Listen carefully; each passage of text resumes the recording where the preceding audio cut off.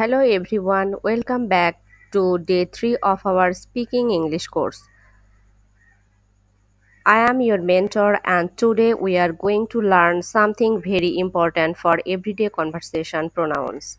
This one small topic can help you sound much more fluent and confident in English. So let's begin. What is a pronoun? A pronoun is a word that replaces a noun to avoid repetition. Instead of saying, Rina is my friend, Rina lives in Dhaka, we say, Rina is my friend, she lives in Dhaka. Here, she is a pronoun. Types of pronouns used in spoken English: I, you, he, she, it, we, they, me, him, her, us, them.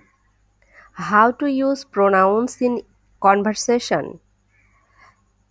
Let's take a quick look at examples. My name is Rafi. Rafi is a teacher. With pronoun, my name is Rafi. I am a teacher. This is my brother. My brother is 12.